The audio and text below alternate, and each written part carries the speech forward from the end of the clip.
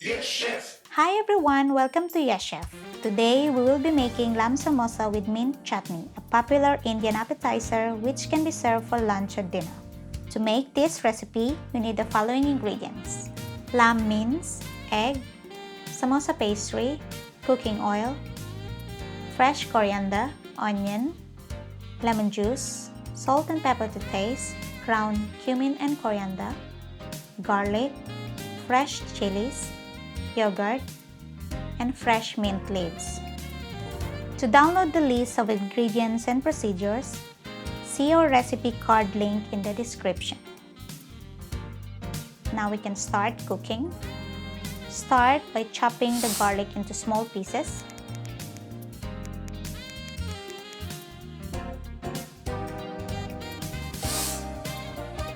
Slice the medium-sized onion into small pieces.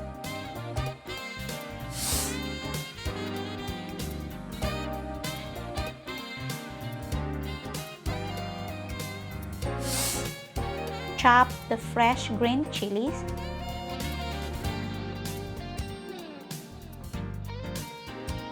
Chop the fresh coriander.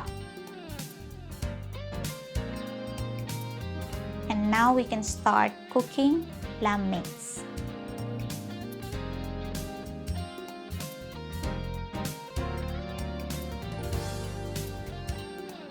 Cook the lamb mince in a hot pan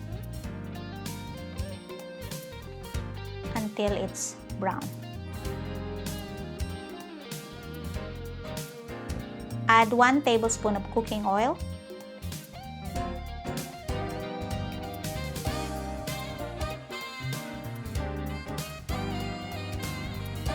Add the chopped garlic.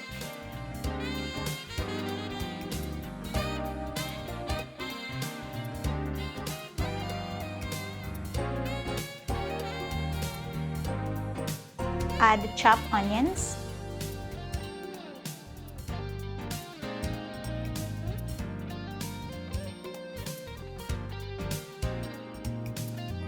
Add the ground coriander.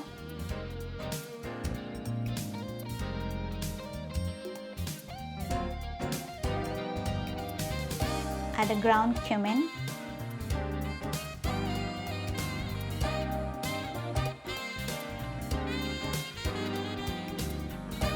Add the fresh coriander leaves.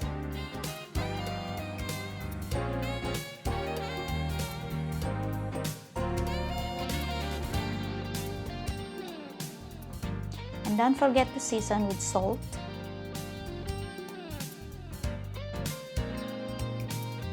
And pepper.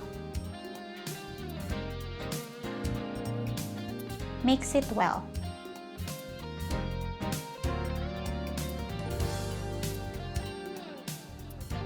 Once cooked, place it in a separate bowl.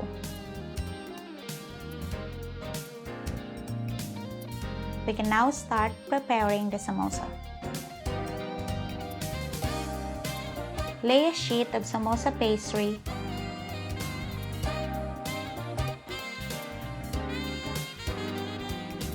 Pile a small amount of the mixture in one corner.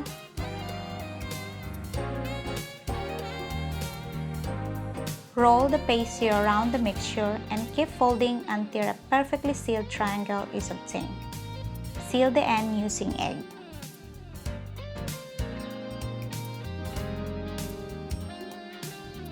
Repeat with the remaining mixture and sheets.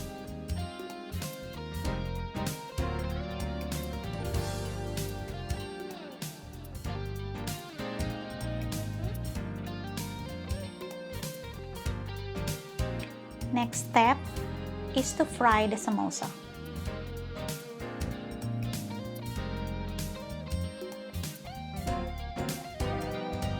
Pour the cooking oil in a hot pan.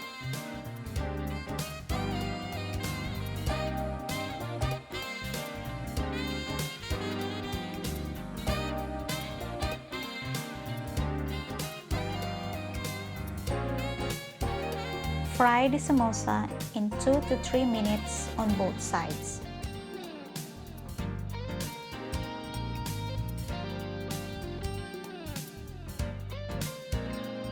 Drain on the kitchen towel.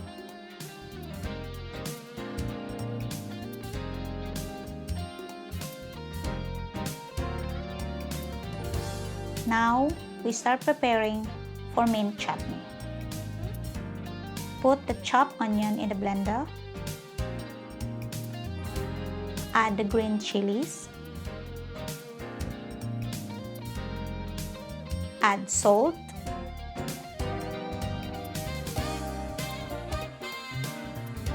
Add the fresh mint leaves.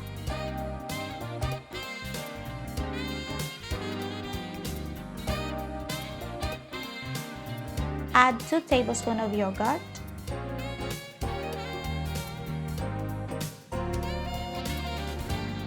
And 1 tablespoon of lemon juice.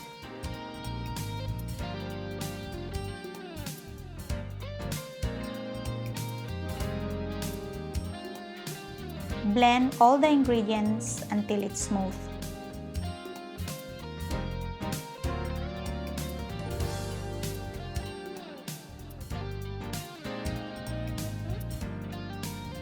And finally, we plate lamb samosa with mint chutney.